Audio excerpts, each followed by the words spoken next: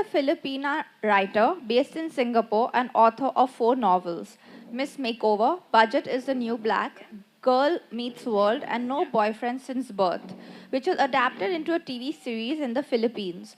A former journalist, she started out as a lifestyle reporter for the Broadsheet Today, before working as a lifestyle editor for international local magazines, including Cosmopolitan Philippines and a Harper's Bazaar, Singapore. Having traveled extensively to 51 countries, she founded Words and Wanderlust, a series of creative writing retreats held in beautiful, inspiring locations around the world. She has led talks, workshops, and panels at literary events in Southeast Asia, including the Singapore Writers' Festival and the Poetry Festival Singapore. She is also the co-author of a poetry collection, Dreaming of the Divine Downstairs, and co-editor of Get Luckier, an anthology of Philippine Singapore writings.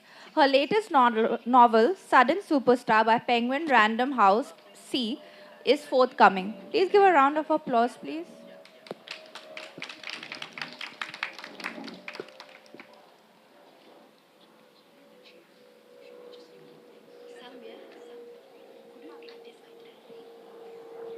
Saras Manickam has worked as a teacher, teacher trainer, copywriter, business English trainer, copy editor, and writer of textbooks, school workbooks, and coffee table books while writing short stories at night. Her various work experiences enabled insights into characters, while her life experiences shaped the authenticity of her stories. She won the 2017 D.K. Dutt Award for her story Charan. Some of her other stories have appeared in Silverfish and Readings into Readings anthologies, while one was shortlisted in the 2021 Masters Review Summer Short Story Award. She lives and works in Kuala Lumpur, Malaysia. Can we have a round of applause for her? And Chaitanya will be moderating them. And Chaitanya Srivastava is a 24-year-old communications and PR professional who heads publicity and marketing for Penguin Random House Southeast Asia. With a career spanning South and East Asia, he is dedicated to bringing the best of literature to the world through innovative multi-channel marketing strategies. His work earned him the prestigious Best Marketing Award from the Singapore Book Publishers Association for the best-selling novel The American Boyfriend by Ivy Nyao. When he is not crafting campaigns, he creates engaging content for his Instagram community of over 18,000 book enthusiasts or pens thought-provoking pieces for publications like The Telegraph, The Federal, and Eccentrica. An experienced speaker and advocate for books, marketing, and PR, he has shared his insights at platforms such as Ubud Writers and Readers Festivals and the Singapore Book Council, amongst others. Thank you for that wonderful introduction to all of us. And a very good afternoon to everyone who's here. It's very exciting to be on this panel with these two absolutely incredible authors who I have had the privilege to work with personally for close to 2 years now. And I'm so excited to be here in my hometown, which is Calcutta, and talking to them about the rise of Southeast Asian literature in South Asia, which is a more recent phenomena, especially here in India. And to just sort of begin this conversation and also get to know both of them a little bit and their journeys, I want to ask them, and both of you can go ahead with this, is that when you look at Southeast Asia, it's not just one country, it's a few countries, island nations, almost 10 at the moment. And each of these different countries, the fabric of complexity that it brings, the languages that are spoken, the religions that exist, it's a melting pot, I would say, of different kinds of people that live there. Similarly, your writings, both Saras for you, My Mother Pattu, and Claire for you, your recent novel, Hue City, explores these very fabric. So could you talk, to begin with, could you talk a little about your personal journeys and how have they shaped, like how has Southeast Asia shaped them in the first place? Thank you, Chai, for that wonderful question. I'm so happy to be here. It's my first time in India, and I'm overjoyed to be able to share my story with you. So, this is my latest novel, Hui City. It's actually my sixth novel.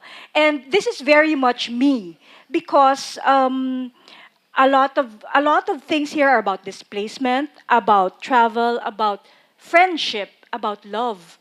But I think one thing that stands out that is very clear about Way City, I wrote this book because I wanted to tell a story about having a second chance.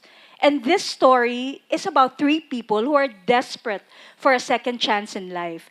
It's about three people with very, very vast backgrounds. I mean, one is a gang member. We have a ton of gangs in the Philippines, so I know all about these modus operandi. One is a Vietnamese who is a pimp and a tout and a hotel receptionist who likes to call himself a night manager. So, and the other one is a Singaporean, a Filipino Singaporean, who has been successful in Singapore, but and seems to have everything, but still yearns for something, which is connection. All of these are actually me. I have been living in Singapore for 18 years. I was transplanted from the Philippines in 2007, and I have had, my gosh, I have had so many feelings of trying to belong, wanting to belong, finally belonging, feeling still displaced, knowing my country, not knowing my country, um, dealing with a new set of everything. And I think, and I've been writing this book for 5 years actually. So a lot of things there are yeah, very much a part of me. But I think what stands out is this wanting to have a second chance in life, wanting to reinvent yourself. And this is what my characters do, and they have different ways of doing it. Thank you. That was awesome. um, I can't speak for Southeast Asian literature with any authority because that that wouldn't be fair to them. I can speak about Southeast Asian literature in English. Primarily, I can talk about Malaysia and our Malaysian literature in English is blooming now, and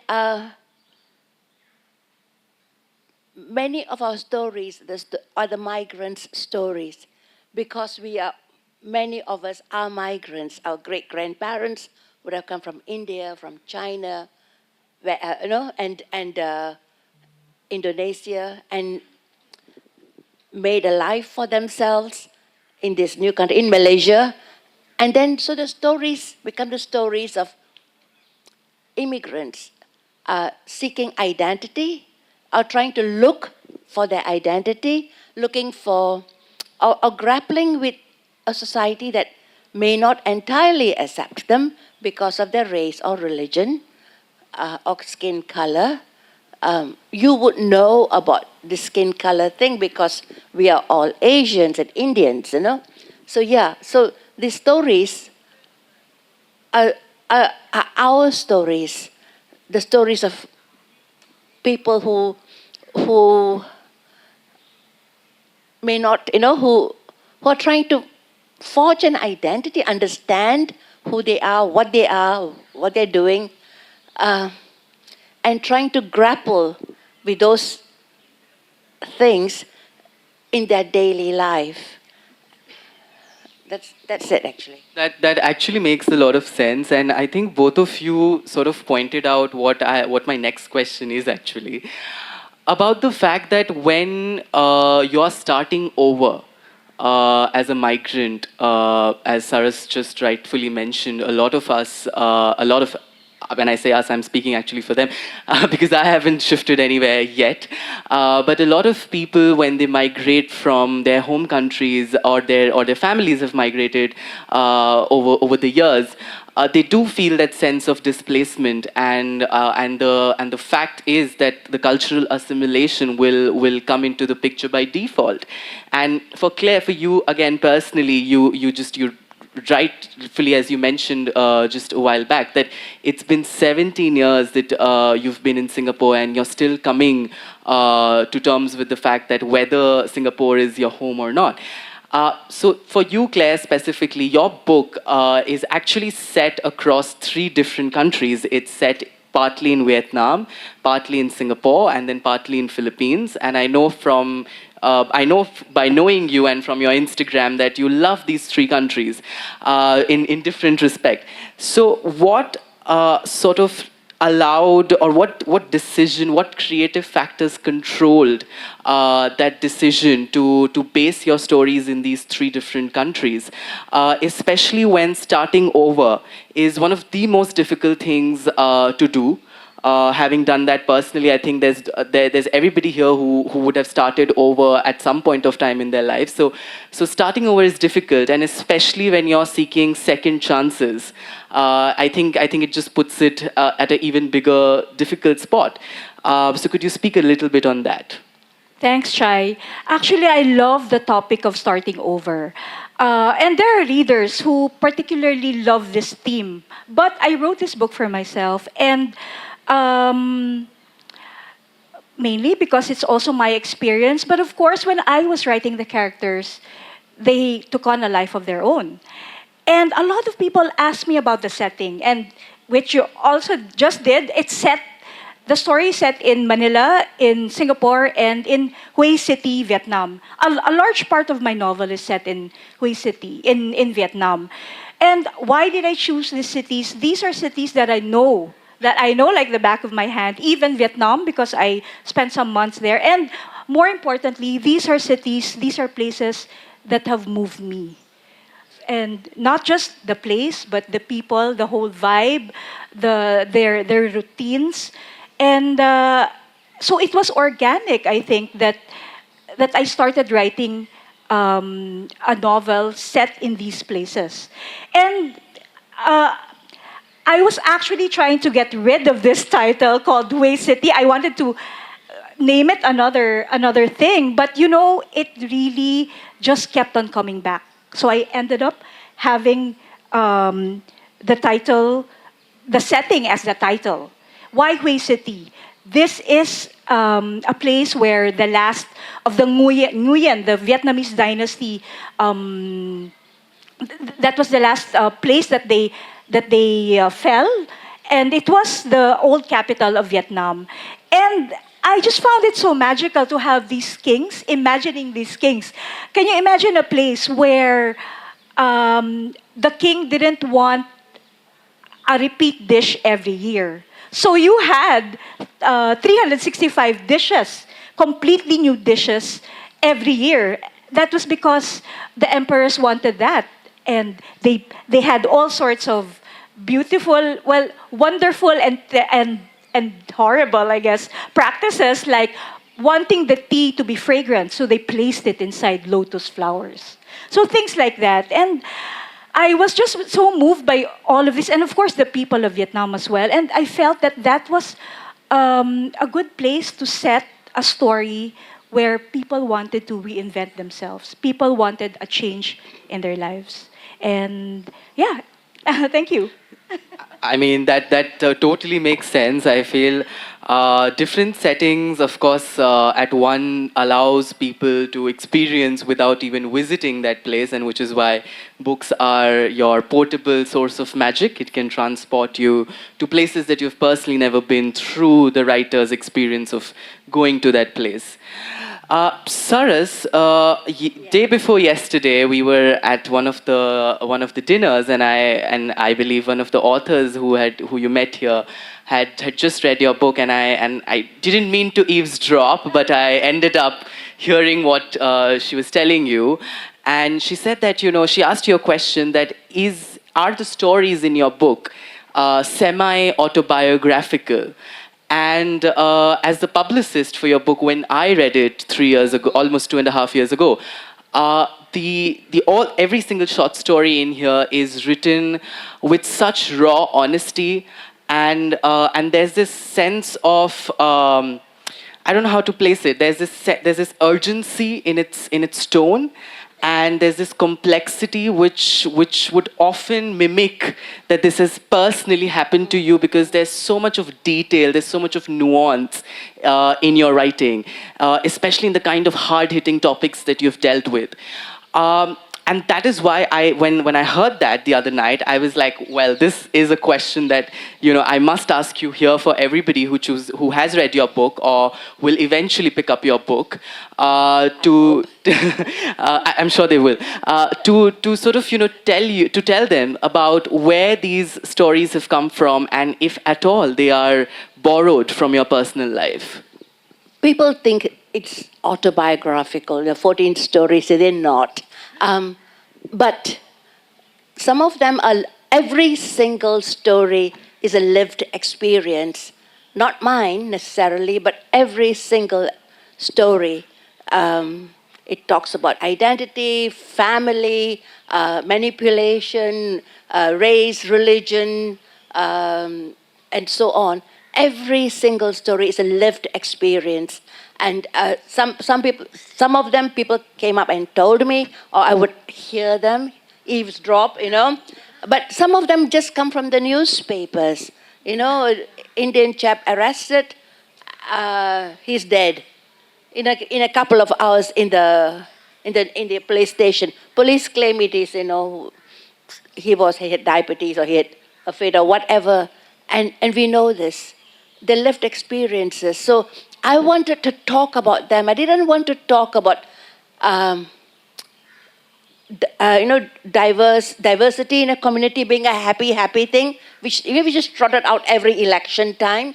I didn't want to talk about that. I want to talk about real people, and yet talking about real people, I didn't want to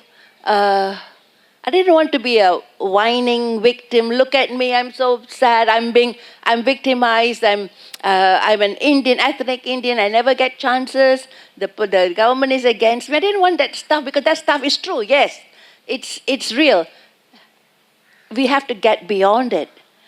So the stories are essentially about resilience, about honesty, about calling out the truth, and then living your life by taking ownership of it. Every time in life you pay the price for taking ownership. But if you are what you want to be, you have to take ownership, pay the price, and go on. So that was the basis for these stories. Every single one of them was a lived experience. Just to tell you an example, the stories about disabled children, I had mothers coming to me and saying, thank you for saying the words that we could not say, that we didn't have the words to say about our experiences because it's not happy, God gave you. I was really attacking comfortable conventions like God looked for a wonderful parent and saw you. I hate that. Believe me, I really hate that. Or God chose you for a reason, you must embrace it. What what? It's really, honestly, because you have no idea. And so these mothers came in, what they did was they photocopied the story, because we are so stingy in Malaysia, and they showed it around. And then the parish priest came to visit us at the center where we were looking after these kids.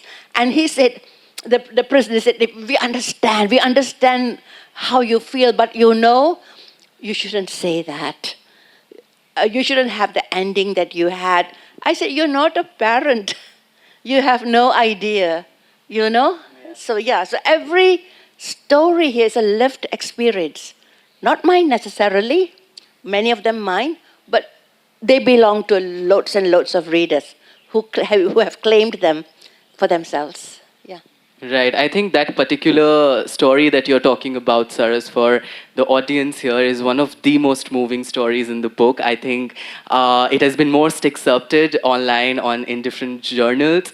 And when you read the book, I think that is definitely that one story that can bring you to tears, because it asks some really difficult questions about mothers who have children who are disabled, and the relationship that they share with their disabled children.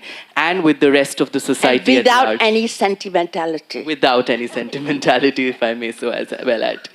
I actually wanted the authors to read a bit from their book at the end. However, they requested that they would like to read a little bit ahead so that they can, let all of you here experience a taste of what their writing feels like and what their stories are about. So, Claire, would you like to go ahead first? Sure. Yes, we insisted on reading first. We're so excited to share our words. But just to give you context, I'm going to read a very, very short passage, and it is just from the point of view of one character. This is the character of Marina. She's a Filipino turned Singaporean, and she seems to have everything, but she's really yearning for connection. And she goes to Hue City in Vietnam, and this is how she acts out.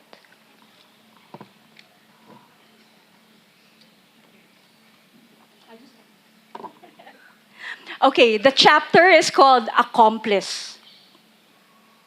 Everyone wants a lover, but what they really need is an accomplice. Someone who thinks you're not crazy for doing something random, like standing in front of a closed museum in the dark, waiting for a stranger you've just met,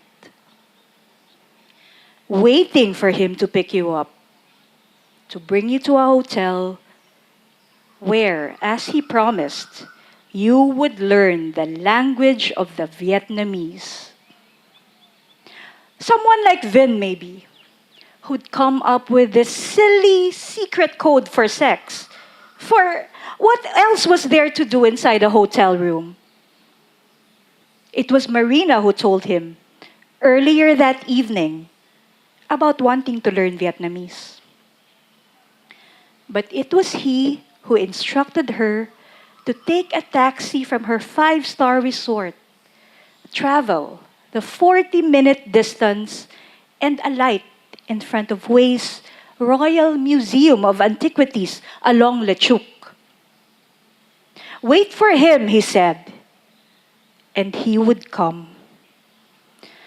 She stood under a busted street lamp, hidden in the shadows, despite which she felt exposed, vulnerable, a little unsafe. It was already 10 o'clock, and the streets in this part of Hue City were deserted, and she was supposed to be somewhere else or in bed because God knows how her 42-year-old body needed that sleep. But never mind all that. Never mind that she had only met Vin that very day. She had said yes because she had been looking for an accomplice all her life. Thank you.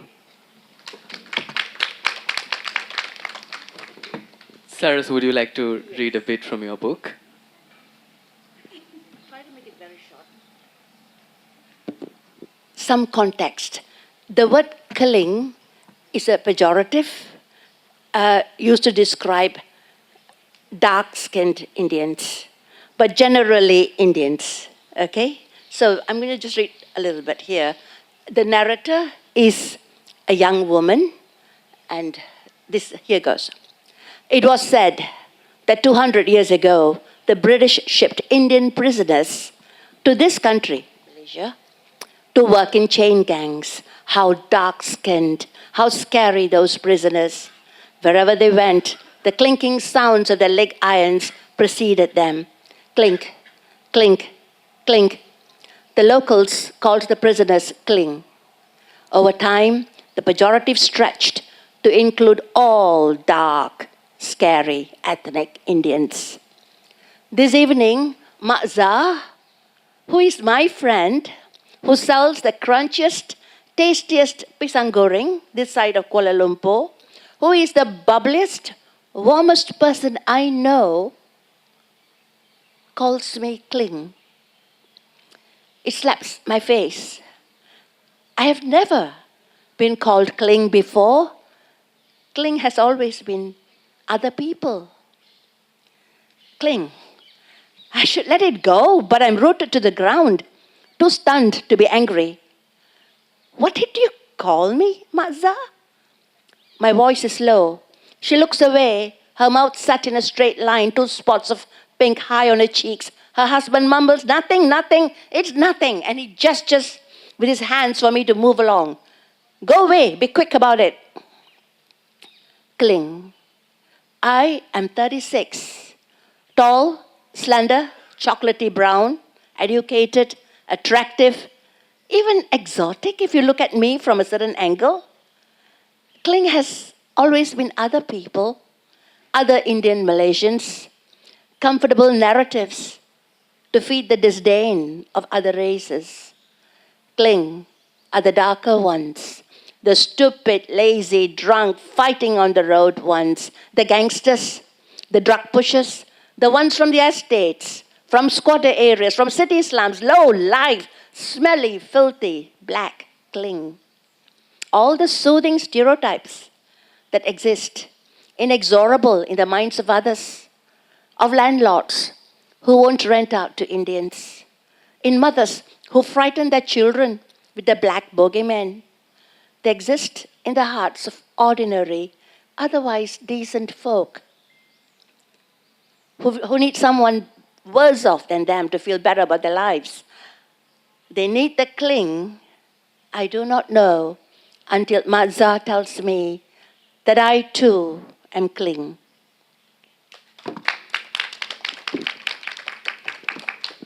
Well, thank you to both of you for picking those passages because what I noticed, Claire, from yours is, and because I've also read the book, is that your characters, including Marina, is at odds oftentimes with her situation, and most of your characters are in this book. And Saras, on the other hand, your particular passage that you just read to our audience here, it kind of highlights the racial tensions, the racial injustices, almost not ethnic cleansing, but the ethnic, along the lines of what ethnicity can do in a different country. And yet you've written stories about these characters, about their lived experiences. And of course, your book and these characters have a sense of cultural assimilation, which aren't reduced to the stereotypes that one would expect them to be. So, from that perspective, could you take us a little bit into your experience of crafting both the character as well as the plot, that has allowed you to do that successfully without reducing them to stereotypes? This is confession. I think I'm a very great writer and that I know exactly how a story should move, all right, from beginning, and then this is how the characters should act, this is what happens to them, and this is the ending. It doesn't work that way. Because as you try to manipulate the characters, they lie down and they fall and they die. And they refuse and they become stick figures. Because I'm trying to be clever, let's say I want to talk about discrimination, so I create this story. It doesn't work because the authorial interference is too great. I had to learn to put myself aside as the author, stop showing off that I'm so clever, and let the characters tell the story. And very often the stories went in a way that I didn't expect. Now you say, come back, this is how you should end. And it didn't happen at all. For example, the main story here, my mother, Patu, I started it a long time ago when I was very young, brash. I was certain of things in life. This is right, this is wrong, these people are bad. I had to learn, and the story just fell flat. I could never shape it. It was a story I had to tell, but in my heart, I needed to punish the main person and show her up. But I had to learn to live and grieve and lose and cry and suffer or go through terrible experiences and happy experiences and find love or whatever.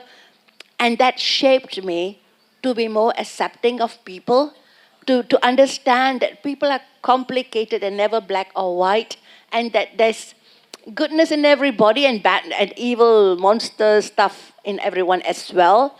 And I had to learn to forgive Patu before I could, and forgive myself before I could write that story.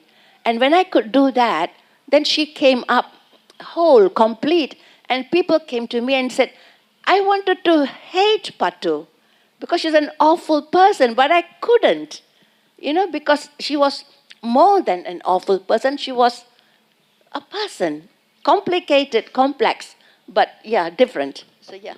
Person nonetheless, absolutely. Claire, anything from you on that? Yes, actually, my book starts with a scam. Yeah.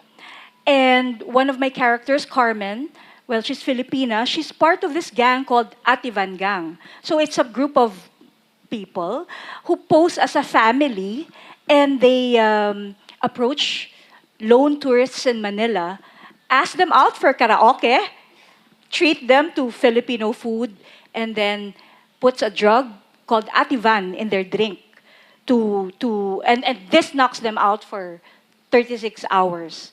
And then they spend they max out the credit cards, they take the cash, they don't take the laptops, they don't take the phones, they put it all back in. So when the tourist awakens, instead of thinking, oh, I've been robbed, he will even think, oh, I forgot to say goodbye to my new friends. So this is like you, Saras, I got these ideas from newspaper clippings, and I've read them all. I read all about this gang, and so I decided to make that story. But still, Carmen, for me, even though she does it, she's also looking for her mother. I still don't believe that she's a bad person. Never. So basically, all three characters have this lot in life. They're dissatisfied. They're looking for something. And they do all these outrageous, well, crazy things that they feel they have to do. But I never for 1 second felt that any of them was bad. They are good people who, because of their lot in life, just do bad things. And as for creating stereotypes, easy. It's easy to write stereotypes. But honestly, maybe it's also because I'm super curious as a person. It was this curiosity for me, creating characters that are non-stereotypical, that are strange, that are non-formulaic. Nothing goes with anything. It's just much more fun. So I go that direction. And as you were saying earlier, Sarah, they take on a life of their own. I didn't even mean for my book to start with a scam, basically, but it did. And I didn't even expect for me to write, to give life actually to these characters who despite all that they do, I still believe to be good. Thank you. Right, right. I think that makes sense because everybody here would agree that a true hallmark of a great story are not, of course, the plot is one, but complex characters, well written, nuanced characters are definitely what makes these characters memorable and stand out. On that note, this session today is titled "Melting Walks," and it talks a lot. And essentially, in a nutshell, it wants to talk about cultural assimilation, which again we have touched upon, but cultural assimilation by its very nature means that to become a part of the majority, you have to sort of adapt, assimilate with the majority culture, tradition, everything that exists. And for both of you, for Saras, of course, you're born and raised in Malaysia, but you go back ethnically, you're still Indian. And Claire, for you personally, you're born and raised in Philippines, but you've lived for a very long time, and most part of your professional career has been in Singapore. So where do you see yourself on that larger debate that I think has been around for a while, that when you are from a minority community moving to a different country, different city, uh, comparatively very different from yours, how much do you choose to assimilate? How much do you hold back on your own traditions? Is it okay to do so in the first place? Because there are varied experiences on this subject matter as well. So where do you guys sort of stand on that spectrum? Again, also stemming from your books that you've written and the characters also that you've chosen to craft. Anybody can go first. Um, Talking only about the characters. The reality is that, like the stories are all set in Malaysia. Malaysia is a multicultural society, multi-ethnic, and so on and so forth. Um, uh, in this story, there's one story here called "Call It by Its Name," and the character asks, "When does an Indian or a Chinese become truly Malaysian? No, when does a migrant become Malaysian?" And the answer, she says, is never if you're Indian or Chinese. And she didn't, and she talks about friends who've left the country, gone on to some other country, and still, yeah, they're successful in that country, but the call of Malaysia is a call of home. And they come back because that's home. And like Freddie, I'll quote that story. He says, Freddie leaves for Glasgow. He's very successful. But he says, you can say when it's National Day, they all celebrate Malaysian National Day in Glasgow with all the dancers and Malaysian food. But he says, we celebrate a place that doesn't exist anymore except as a hole in our belly. You know? So, yeah. Having said that, it's not all gloom and thing. The whole idea is go beyond it and find the joy or that meaningfulness in your life. And that was that resilience that runs through the story. Be resilient, take ownership of your life and get on with it. Yeah. That's a wonderful food for thought, Saras. And Claire, anything from you on an ending note? And then we open to the audience. Well, one of my characters, Carmen, who's part of that Ativan gang, she's doing it because she's looking for her mother. Where is her mother? Her mother left her to work in another country. And this is very common in Philippines. We have a term for it. And I have a whole chapter in it. It's called Overseas Filipino Worker. And we bring in a lot of the dollars, a lot of the money through remittances to the Philippines from all over the world. And so we Filipinos, we're everywhere. We have no choice, but we choose mostly to adapt. And I've met so many Filipinos who are completely different from what I do, from their philosophies in life have changed, and it's sad, but I feel that at that time it was what they thought was right. And so when it comes to adapting, I feel yes, assimilate, adapt, do what you can, do what feels right. But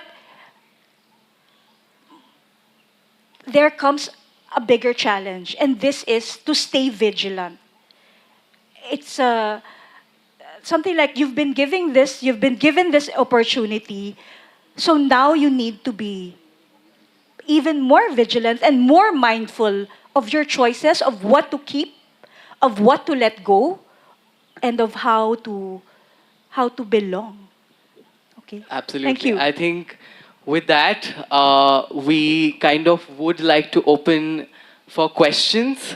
I think it has been a very, yes, there's one question there.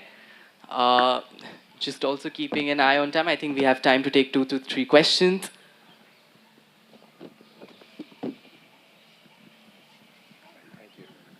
Hi, Saras. Now, the stories you've written are about your experience in a multi-ethnic society where there are all kinds of prejudices and stuff like that. Now, you are a writer, you'd have been a writer even if you had not had those experiences.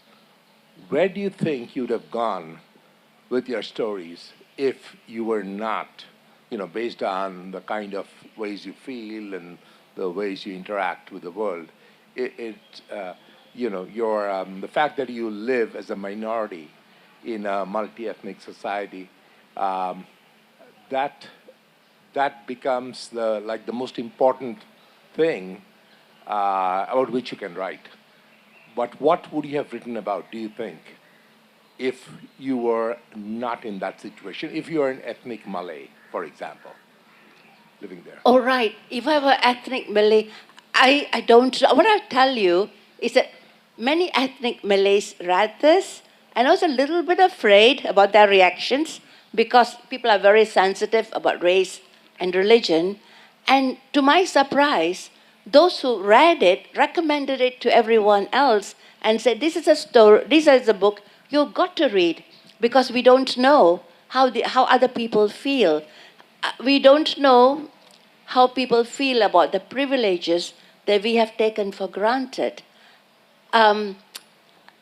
What would I do if I were an ethnic Malay? I think I would rock the boat. I would probably have to leave the country because you're too much, go away, you're not conventional. Every story here challenges conventions, conventional behavior, and I would be a very bad fit. But I have to write you, as a writer, whatever my race, you have to write as honestly as you can and remove the hypocrisy because then otherwise you're not true to yourself. Writing doesn't pay, but you'd have to be. How can you call yourself a writer if you only write things that people want to hear or want to read? Yeah, or you write fantasy. Yeah. Right. Any more questions we have? Yeah, there's one question right in front here. Hello. So I have a question that out of all the characters that you choose in your novels, some of them are quite in the marginalized of the society, like the outcasts who are doing drugs and gangsters. So is this somehow connected with the aspect of displacement, how they are facing their displaced, how they are moving from one country and another, and they're not able to settle there. They're feeling displaced and their trauma hits, and they are not able to follow a conventional life, and so they choose to be gangsters and outcasts. So this is my question. Thank you. I think, Claire, that's for you to take.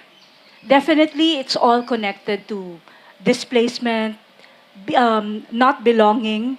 And there is one chapter here about Carmen, the character who belongs in a gang, where she there was one operation where she had to pretend to have another name and to have another type of job, which is a nurse. And then there's this chapter that I wrote where something like she fantasizes actually about being a nurse. Because as an unemployed person, as someone who belongs in this kind of business, of bad business, of course she feels like an outcast. She feels shame. And she feels that she needs to keep a lot of secrets. She needs to keep a part of herself from everybody, from society. And so definitely it's all about dealing with this displacement that is it's all interconnected. And when she goes to another country, there's hope that somehow she'll belong. Turns out it's also not as simple as she thought. Thank you for that question. I hope I answered. Thank you. Thank Okay. you. Okay. One last question here, please, and I think we'll close after that. Hi Claire, hi Saras. I have one question for both of you. As somebody who's read both Southeast Asian literature and South Asian literature, um, I know for a fact that there are a lot of parallels that we can draw from both these forms of literature, um, be it in terms of when we're talking about migrancy, when we're talking about politics. Um, there's a lot of parallel, there's a lot of similarity. And my question would be that there are a lot of people here, I'm sure, who might not be well accustomed to Southeast Asian literature, may not have read Southeast Asian literature, books from Malaysia, Philippines, Singapore, Thailand. Um, how would you, can you tell us why we should read Southeast Asian literature? Is it about Southeast Asian literature that draws people towards reading it, and what makes it so special? Right. Who wants to take that? Wow, that feels like a tough question because we were just talking, Saras and I, we were just talking about how everything is organic and we write for ourselves, firstly. And, and there are questions about, oh, how do we bring Southeast Asian stories global? How do we make it resonate more to the world? That's a tough question to answer, but I think what I just have to say is that it's different. And Southeast Asian culture is as rich as any other culture, and it just needs writers, artists, creatives to bring that out, to highlight that. And different doesn't mean bad at all. Also, Sarah, yeah. help me out here. Also, the writer's job is to write. It's a publicists and publishers and distributors, and bookshops. They bring your stories out into the world. Southeast Asian stories or Indian stories or every country has its own culture, has its own history of telling stories, its own way. For me as a writer, because I'm not an academic or an intellectual kind of person, for me, the story must stand on its own as a bloody good story. And that will sell, or that will speak its truth. Yeah. 100%. And I think as a closing remark to your question, I feel, we've been reading Western literature for so long that sometimes we forget that there are other parts in the world where stories exist. And in Southeast Asia, especially, as both my authors would agree here, that there's a very small fraction of people who can actually write in English. There are a lot of stories that come out of Southeast Asia, but they are all in vernaculars. So we need more translators. We need more publishers to bring these stories to light. Yes, more readers to be interested in these stories. So on that note, thank you for joining all of us here in this wonderful place in this afternoon. Thank you. The authors would head to the festival bookstore. Their books are available to purchase, and you can, if there's any questions you would like to take them personally, they are available to do so, and for signing of copies. Thank you, and have a wonderful rest of your day here at the festival. Thank you.